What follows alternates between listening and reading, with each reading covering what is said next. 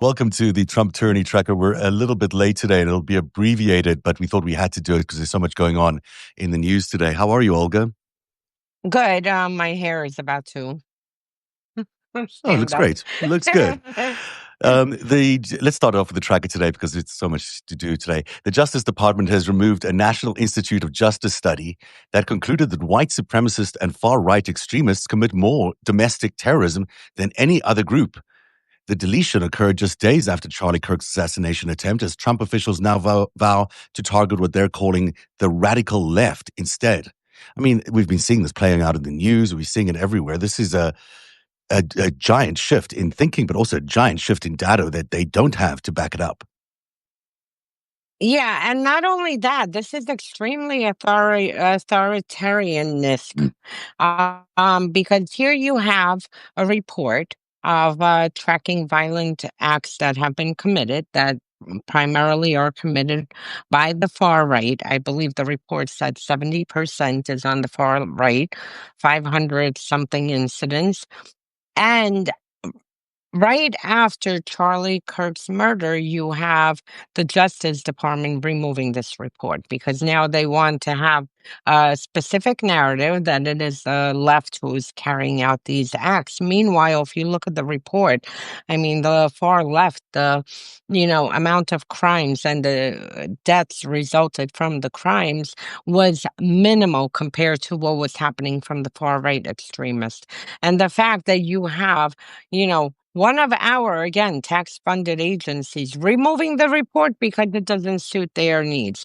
You know where this happens? In Russia. They're constantly, whenever they have an agenda to push or something, an economic agenda or whatever the agenda is, they make sure that the agencies match the agenda, all the reports match the agenda. Today you have a report, tomorrow it's gone. That's why it's so important to weigh back everything.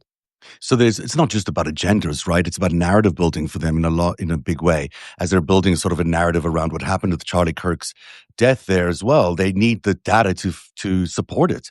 And so they're creating this data or eliminating data that doesn't support it. I mean, it seems as simple as that, as you point out. They're just seeing what matches their current thinking. Yeah, and once we get into the government removing or adding data that matches their agenda, I mean, we're in very dangerous territory because And the we are. government We is so are. sorry, just to finish, the government Mm. is, supposed to create policy based on the findings that are supposed to be nonpartisan, not opposite, that you create, have an agenda, then you create findings or remove anything of that, that doesn't match your agenda. And that's it. So, Well, that's what he did with the jobs report, right? He fired the person who compiles them. It's not the way to do business in a democracy. The second story, now to mass surveillance, a data broker owned by major airlines, including American, Delta, and United, has sold access to 5 billion ticket records to the FBI, ICE, and Secret Service without any warrant requirements. The airlines reporting corporation contract covers 270 carriers and 12,800 travel agencies, providing names, itineraries, and financial details for warrantless government searches. What's going on with this? so we've been warning about them building a surveillance state. The surveillance state is here now.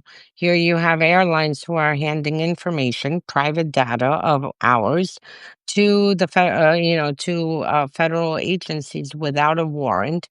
Yesterday we discussed 30 million immigrants, not undocumented people. These are immigrants.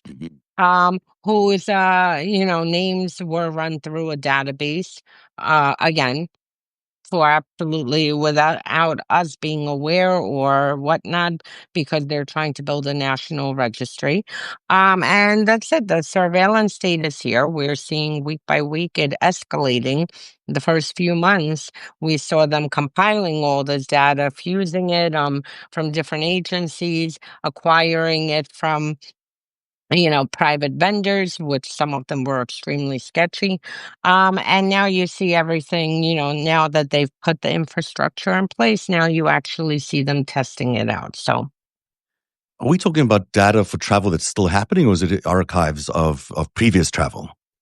Do you know? You don't know. Just don't know. Okay. if the government would be kind enough to tell us what kind of data they're stealing about us. Because it is But I different knowing assume, that, if you're going on a trip, that the government knows you're going on a trip oh, is very different from don't worry, saying, they'll be historically. there. Yeah, I'm sure Don't there will worry. be. Our third story involves corporate transparency. Trump is reviving his push to eliminate quarterly earnings, which again is unbelievable.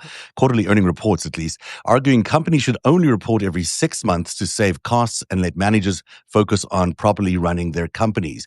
This aligns with the long-term stock exchange's lobbying efforts at the SEC that would dramatically reduce corporate accountability to shareholders and the public. And that's really what this is about. This is about letting corporate managers do what they want to do. And more so, it's about the fact that they all donated to him, and he basically was bought off, and now is carrying out agenda for them because they gave him money, and how who knows how much money they are continuing to donate to him, and especially with midterms coming up. Again, once this is the same thing as the first story we covered. Once you start having data moved, removed, manipulated, we're in a bad territory because the whole point of a democracy and the reason that the United States was set up with a million agencies and websites is for transparency, that at any moment you want to go look at something at HHS or the FBI or court systems or wherever it is that you want, you can access this data. It's not being manipulated, and that's it. And here we are now where they don't like data and they will manipulate. And now wait till it comes to economic data with jobs reports and everything Yeah. else. But, it's really important that companies report on a quarterly basis, and it's much easier for them to do this now with AI. It's not as complicated as it used to be, so it's not as much of a onerous job for the managers. It seems really reversing. It seems in the opposite direction. You'd want them to report every month rather than every quarter, and they're choosing to go every 6 months. It's very unusual, and it's Well, also don't we know forget, why. Yeah. Trump is screwing the economy so bad that, I mean, if it'd be up to him, he'd literally force every company not to report anything, not price increases, not job losses, not, losses taken to the company from his erratic tariffs and everything else. I mean, not shutting down potential projects in the United States like that shameful, disgusting thing that happened in Georgia at the Hyundai Oh my plant gosh, that was that a crazy has story. yeah, that It's has South unbelievable, and Korean. it almost didn't make the news. It was such a big story, but it's still, it passed us all by. But it's like it's unbelievable. These people were treated inhumanely, as we were about to find out. So this is the fourth Yeah. story. Seoul has launched a formal investigation into the treatment of over 300 Korean nationals detained during a September 4th ICE raid at the Hyundai LG EV battery facility near Savannah, Georgia. Returnees report being shackled, held in overcrowded 70-person cells with moldy beds and no interpreters. Even the U.S. Deputy Secretary of State has expressed deep regret over these detentions of allied national citizens. But it sounds like really inhumane. And why would you do this? Why would you do this to a company as well that's investing in your country? I mean, they're investing tens of billions of Yeah. dollars in this country. And, this story caused such an outrage with South Korea, an ally of ours, a key ally. One of the main I ones. mean, first of all, it is bad enough that they walk into this plant and grab people indiscriminately, shackle them as if they're some kind of criminals, put out propaganda videos, which is exactly what Russia's FSB security services do when they're carrying out these type of operations. So it's bad enough that they did all of this. These people were here to train Americans. Mhm. They weren't here because they're living here and they love America and they, are trying to get a job here. They were here because they were here to open the plant. Unless Americans know how to open a Hyundai plant, then you need these people here. Not only that, and all of this whole wrap up, whatever, dragnet, they detained business executives who were here for meetings It's unbelievable. on valid visas. That you want countries to invest in the United States. This is how you treat their citizens. And then you have these ICE thugs. I could just imagine. Mhm. Here you have South Koreans with their culture, with their own, set of ways. And then you have a bunch of master thugs Yeah. running in, grabbing everyone, shackling you, making jokes about you, Mhm. throwing you into, horrific conditions until your government sorts this out. I mean, this is the biggest shame for America. And I wish it didn't happen. And this is going to result not only in South Korea rethinking future projects, but any other country. I mean, do you think knowing how the Middle Eastern people are treated here, you think the Saudis are going to send people here It to it open up a it's plant? almost like they're intended to send a bad message to other business leaders around the world. It's almost like this was an intentional thing to say, "Hey, we're not gonna treat you well." It's like it's such a dramatic mistake on a diplomatic level, on a business level, on every level, and just appalling to do this to an ally. Like, we would never, ever expect them to treat us like that, and here we are treating them in this appalling way and putting them in shackles. Just unbelievable. But also unbelievable. No, I can't imagine because I've lived in my corporate life. I can't imagine being in a business meeting and these ICE people coming in and dragging people away as you're trying to do a project, who's trying to start a factory or putting up a TV show, whatever. It No, seems and can you unbelievable. imagine if we sent Americans overseas, to open Yeah, up a plant, and these are the propaganda videos? You see local security services grabbing our Americans, hundreds of them, shackling them, humiliating them, yeah. putting out a video. I mean, the whole thing is so It's disgusting. It so gets me bad. outraged. It's just terrible. The fact I still don't know what that was all about, and I don't think they know what it's all about either.